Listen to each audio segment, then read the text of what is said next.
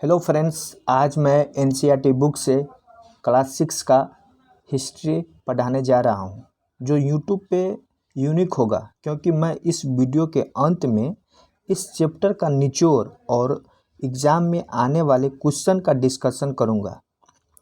मैं चाहता हूं कि आप लोग कम से कम लास्ट पेज का शॉर्ट नोट्स बना लें ताकि एग्ज़ाम से पहले आप इस शॉर्ट नोट्स का रिवाइज करके जाएंगे तो ये तो पक्का है कि आपके एग्ज़ाम में जो सही होने का परसेंटेज होगा बढ़ जाएगा।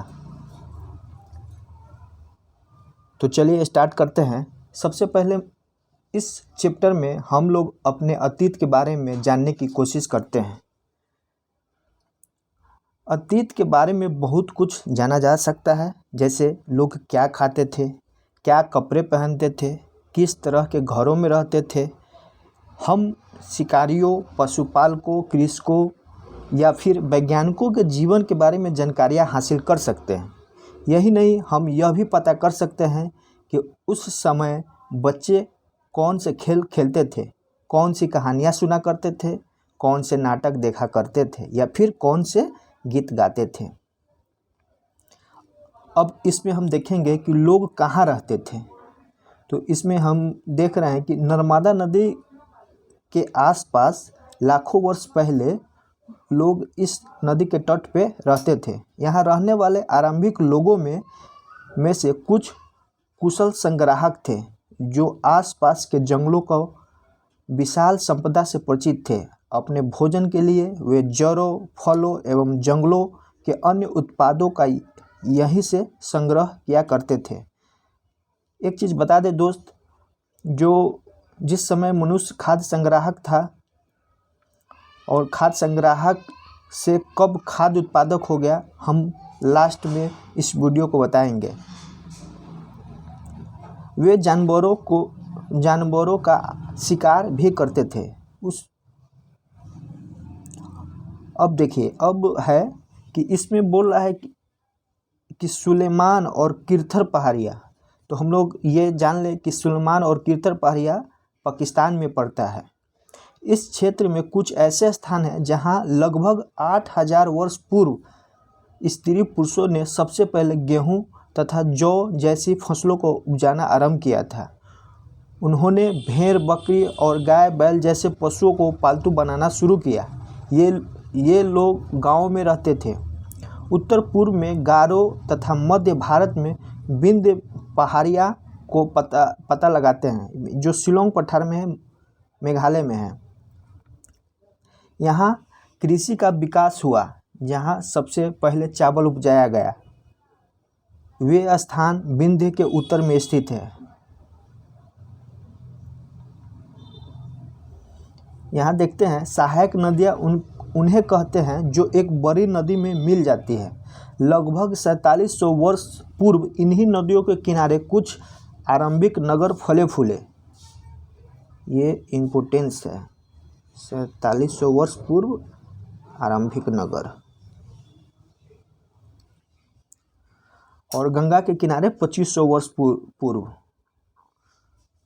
गंगा के दक्षिण में इन नदियों के आसपास का क्षेत्र प्राचीन काल में मगध के नाम से जाना जाता था। इसके शासक बहुत शक्तिशाली थे और उन्हें एक विशाल राज्य स्थापित किया था। देश के अन्य हिस्सों में भी ऐसे राज्य की स्थापना की गई। लोगों ने सदैव उपमहाद्वीप के एक हिस्से से दूसरे हिस्से तक यात्रा की। कभी कभी हिमालय जैसे ऊंचे पर्वत, पहाड़ियों, रेगिस्तान, नदियाँ आदि समुद्रों के कारण यात्रा जोखिम भरी होती थी। फिर भी ये यात्रा उनके लिए असंभव नहीं था। अतः कभी कभी लोग काम की तलाश में तो कभी प्राकृतिक आपदाओं के कारण एक स्थान से दूसरे स्थान जाया करते थे। कभी कभी सेनाएं दूसरे क्षेत्रों पर विजय हासिल करने के लिए जाती थी। इसके अतिरिक्त व्यापारी कभी काफिले में तो कभी जहाज़ों में अपने साथ मूल्यवान वस्तुएं लेकर एक स्थान से दूसरे स्थान जाते रहते थे। धार्मिक गुरु लोगों को शिक्षा और सलाह देते हुए एक गांव से दूसरे गांव तथा एक कस्बे से दूसरे कस्बे जाया करते थे।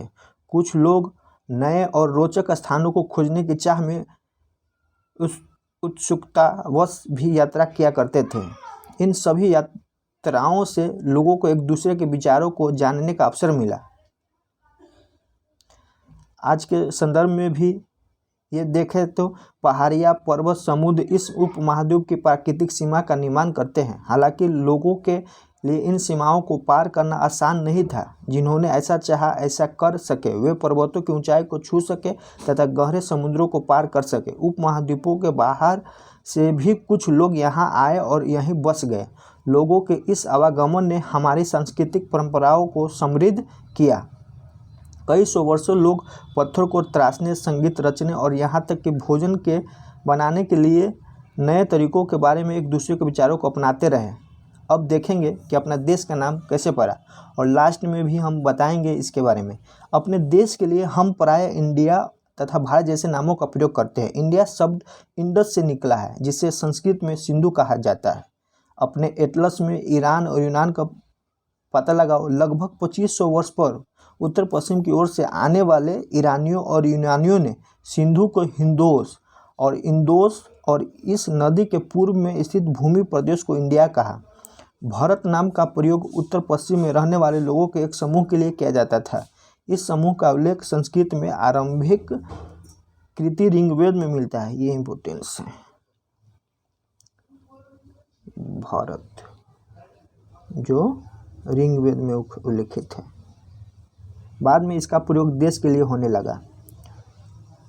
अतीत के बारे में जानने के लिए हम या तो पांडुलिपि पर निर्भर रहते हैं या अभिलेखों पे। पांडुलिपि उसको कहा जाता है जो हम भोज नामक पेड़ की छाल पे लिखा जाता था, भोजपत्र नामक छाल पे। और अभिलेख जो कठोर धातु या पत्थर पे खोदा जाता था। पांडुलिपि कुछ तो खराब हो गए, लेकिन अभिलेख अभी भी वर्तमान में है।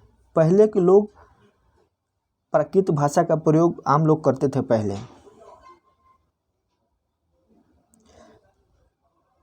ये जान लें कि अफगानिस्तान में अशोक का जो अभिलेख मिला है, जिसका नाम है सर-ए-कुना, और जो 2 लिपियों में लिखा गया है, यूनानी और अरमाइका। और पाकिस्तान से जो 2 अभिलेख मिला है, शहबाजगरी और मानसेहरा, ये पाकिस्तान से मिला, जो खरोष्टी लिपि में लिखा गया हुआ है।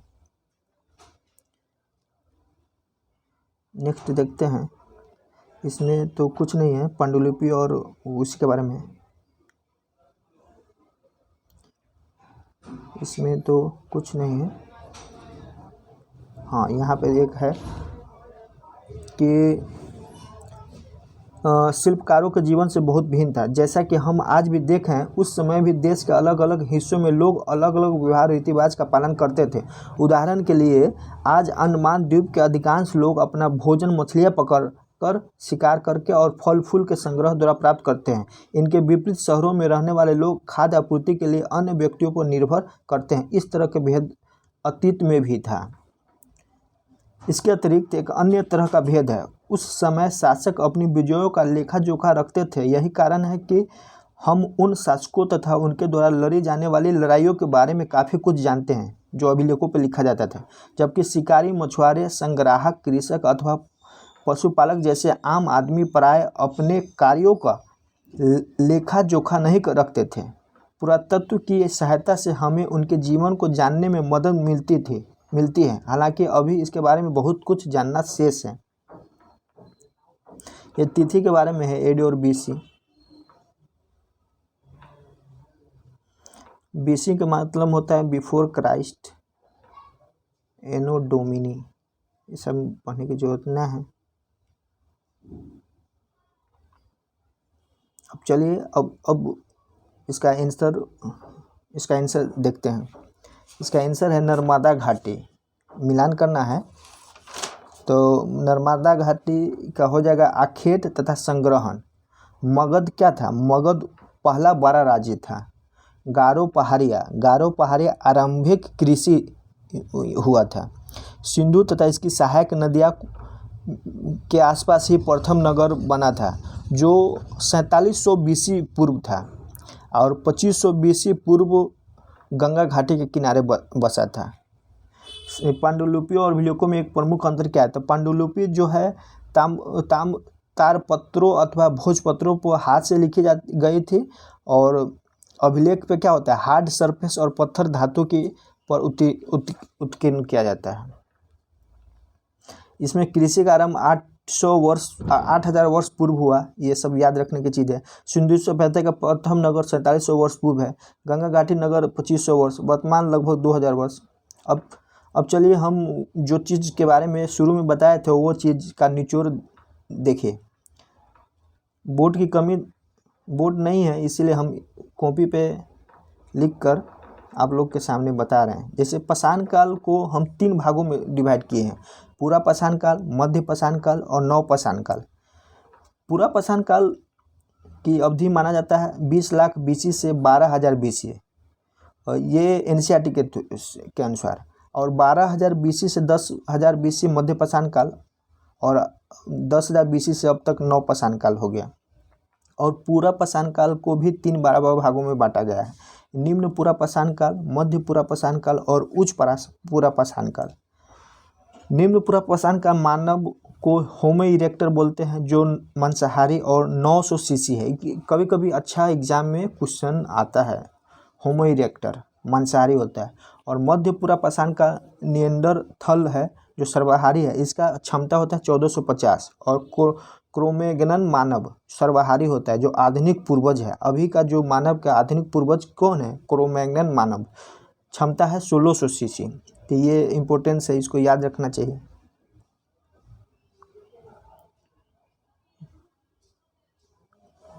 अब देखिए, शुरू में हम लोग पढ़े थे कि खाद्य संग्राहक, तो जो खाद्य संग्राहक था ना, निम्न पूरा पाषाण काल, मध्य पूरा पाषाण काल, उच्च पूरा पाषाण काल और मध्य पाषाण काल तक था। और नव पाषाण काल में मनुष्य जो है ना, खाद्य संग्राहक से खाद्य उत्पादक बन गए, यानी कि कृषि का कार्य शुरू हो गया। एक और है, कृषि का प्राचीनतम साक्ष्य भारतीय उपमहाद्वीप में लोहरा देव है, जो संत कबीर नगर उत्तर प्रदेश में है, जो जहाँ पे 8000 BC पहले की साक्ष्य प्राप्त हुआ है।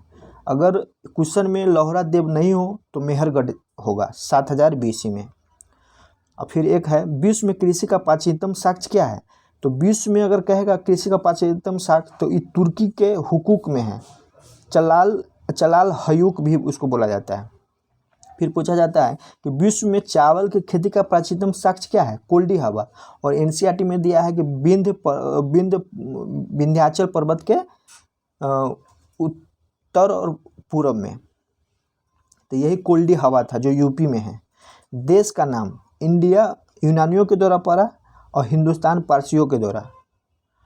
भारत नाम का प्रयोग उत्तर पश्चिम में रहने वाले लोगों के लिए समूह में किया जाता है, जो ऋग्वेद में उल्लेखित है, जो हम लोग पीछे पढ़े हैं।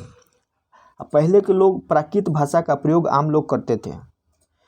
अब सिंधु एवं सहायक नदियों के आसपास प्रथम नगर फले फूले, जो 4700 BC में हुआ। और भारत नाम कैसे पड़ा? जैन धर्म के अनुसार पहले तीर्थंकर ऋषभ देव के पुत्र का नाम भारत था। ब्राह्मण धर्म के अनुसार दुष्यंत एवं शकुंतला के पुत्र का नाम भरत था। वैदिक के अनुसार तिष्टु कबीला का मुखिया का नाम भारत था। इसलिए यही सबसे अधिक मान्य है, जो वैदिक के अनुसार सबसे मान्य माना जाता है कि भारत का नाम तिष्टु कबीला का मुखिया के नाम के पड़ा। इसलिए आप अब हो गया इस चैप्टर का ये 2 पेज जो लास्ट में लिखे हैं, यही निचोड़ है, जिसमें इम्पोर्टेंस है कि खाद्य संग्राहक कौन कौन हो जाएगा। 4 गो काल में है ना खाद्य संग्राहक था, और नव पाषाण काल में खाद्य उत्पादक था।